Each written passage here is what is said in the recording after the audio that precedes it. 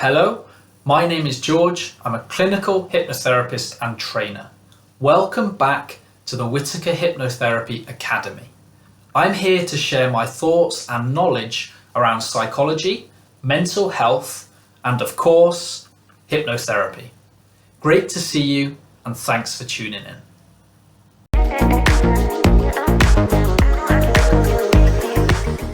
Three ways to reduce your news anxiety today. So first of all, do you find yourself getting more anxious after consuming the news? Maybe it adds to your anxiousness without you really even knowing it. Many people find an instant increase in their feelings of negativity, worry, and despair following checking the news. So first of all, let's start with what is news anxiety. Now it might seem very obvious and very simple, but it's the anxiety we have related to the news. Now when talking about the news, most people refer to national or world news that you might consume via the TV, the radio, podcasts, newspaper, website, or app. So why do people get news anxiety then, and news related anxiety?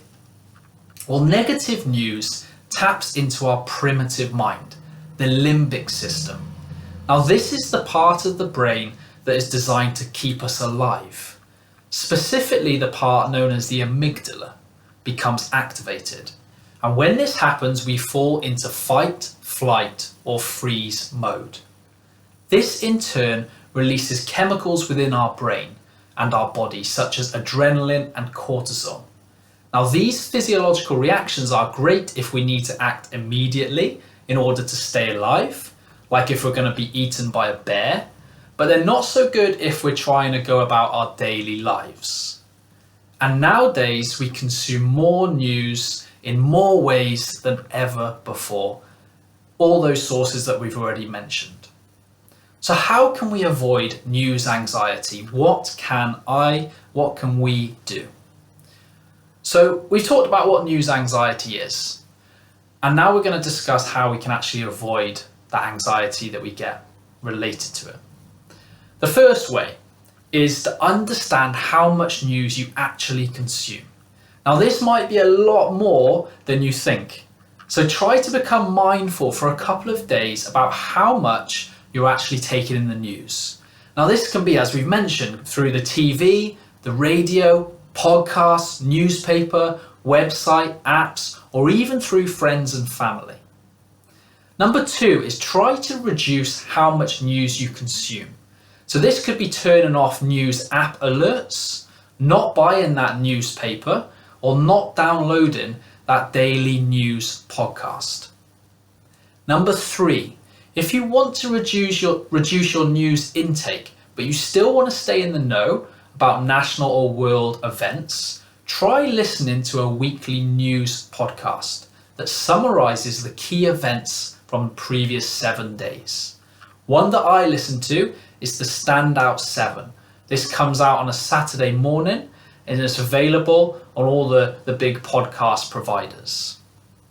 So in conclusion, if you have considerable news anxiety, you are not alone. Many people find news to be engaging because it's designed to be, but not always in a positive way. And if it leaves you feeling negative, see if one of the things we've mentioned can help you. Just going over those again. Number one, understand how much news you consume. Number two, try to reduce the amount of news that you take in. And number three, if you feel it's important to stay in the know, consume that news, but less often. It's going to have less impact on your anxiety levels and how often you take that news in. And that's something that I do in my life. I noticed that I was getting news anxiety and I was taking it in daily via the radio, the podcasts, the newspapers sometimes, the websites, all different angles, from colleagues in work, from family members sometimes. You realize how many ways you actually take it all in. And that's what I did. And I started to listen to that podcast on a weekly basis, the Standout 7. By the way, I'm not affiliated with them. don't get any sponsorship for saying that, but it's just one that I do personally use, and I find that is a nice 15 minutes a week to just recap all the main events from the week. Gives me what I need to know without giving me a real boost in anxiety or negativity following that. So see if that works for you. Plenty of other podcasts out there. If not, plenty of other ways you can take it in, but just become mindful of how much you're taking it in and how much it does really impact you. Well, I hope you enjoyed this video. I just wanted to tell you about my free hypnotherapy soundtracks. You can use these soundtracks to reduce your stress and anxiety, to relax your mind and help you sleep at night. You can sign up now to get these free soundtracks using the link in the description. Also, if you're interested in learning more about how hypnotherapy can help you, I've put the link to my website in the description as well. Finally, remember to subscribe to this channel and like this video, and I'll see you in the next one.